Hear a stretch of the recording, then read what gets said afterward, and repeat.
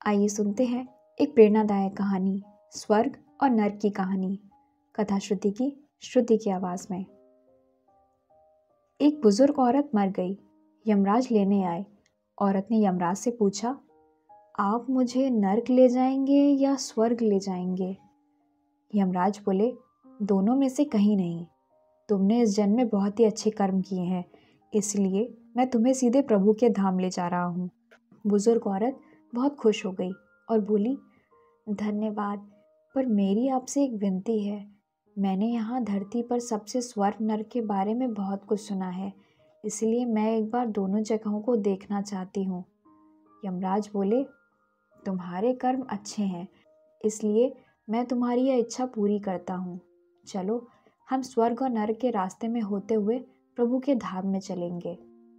दोनों चल पड़े। सबसे पहले नर्क आया। नर्क में बुजुर्ग औरत ने जोर जोर से लोगों के रोने की आवाज़ सुनी। वहाँ नर्क में सभी लोग बहुत दुबले पतले और बीमार दिखाई दे रहे थे। औरत ने एक आदमी से पूछा, यहाँ आप सब लोगों की हालत ऐसी क्यों है?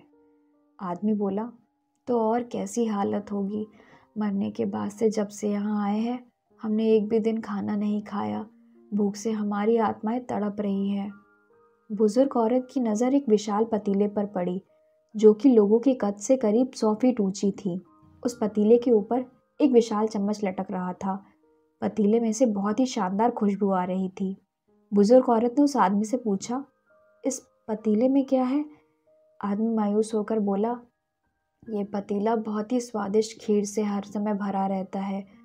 बुजुर्ग औरत ने हैरानी से पूछा, इसमें खीर है तो आप लोग पेट भरकर ये खीर क्यों नहीं खाते? भूख से तड़प क्यों रहे हैं?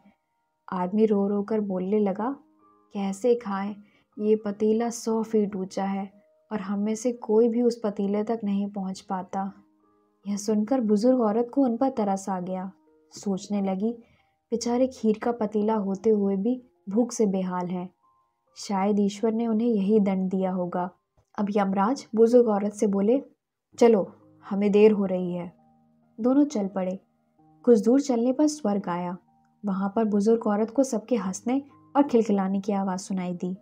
यह सब लोग बहुत खुश दिखाई दे रहे थे। उनको खुश देखकर बुजुर्ग औरत को भी बहुत खुशी हुई। पर वहाँ स्वर्ग में भी बुजुर्ग औरत की नज़र वैसे ही 100 फीट ऊंचे पतीले पर पड़ी जैसा नर्क में था। उसके ऊपर भी वैसा ही चम्मच रखा हुआ था। बुजुर्ग औरत ने वहाँ के लोगों से पूछा, इस पतीले में क्या है? स्वर्ग के लोग बोले, इसमें बहुत ही स्वादिष्ट खीर है। बुजुर्ग औरत हैरान हो गई।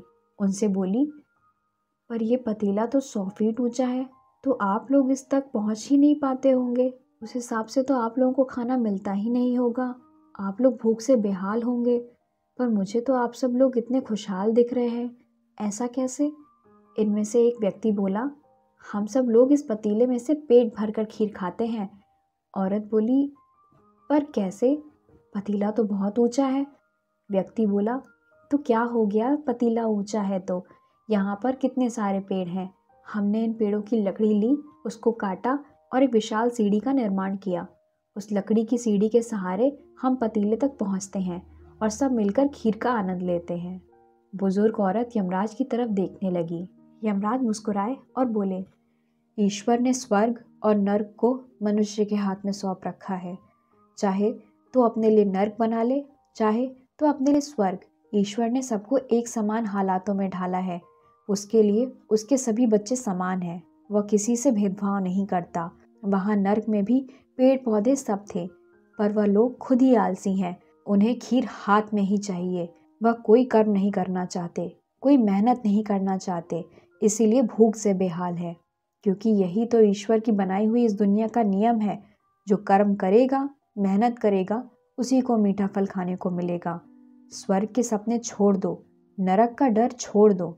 बस आपकी वजह से किसी का दिल ना दुखे, इतना सोचो, और बाकी सब कुदरत पर छोड़ दो। आशा है आपको आज की कहानी पसंद आई होगी। फिर मिलते हैं एक और कहानी के साथ। धन्यवाद।